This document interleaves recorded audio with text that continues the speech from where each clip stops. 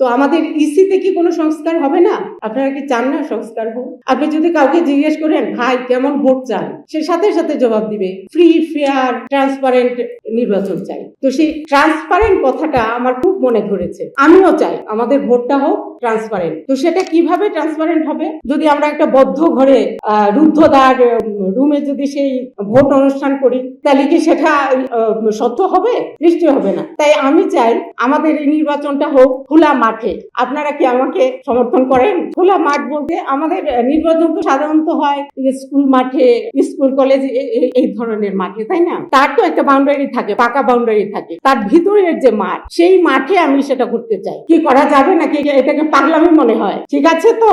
আচ্ছা, তাহলে আমরা কেন সেটা করছি না? কি করতে কি পারবো না?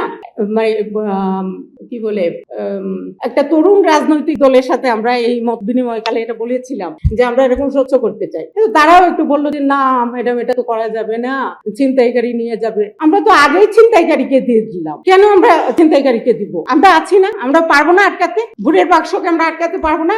যদি আমরা মাঠে একটা দিয়ে রশি দিয়ে বাউন্ডারি করি, তাহলে সেই বাউন্ডারির ভিতরে কেউ ঢুকবে? আমরা যখন ব্যাংকে যাই, তারা তো একটা লেন করে দেয় আমাদের ওই সরু সুতা দিয়ে, আমরা কি সেটার ভিতরে থাকি না? সেটা আমরা মানি না, তাহলে সেখানে কেন মানবে না? আর আমরাই বা কেন সেটা করব না? আপনারাই বা কেন সহযোগিতা করবেন না? করবেন কি সহযোগিতা?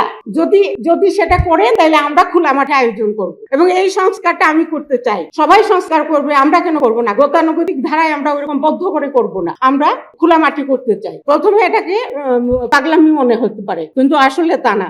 নাথিং ইজ ইম্পসিবল বলে একটা কথা আছে, আমরাও সেটা দেখিয়ে দিতে চাই, আমাদের এই কমিশন দেখিয়ে দিতে চাই। আমি আপনাদের সবার সেই সহযোগিতা চাইবো।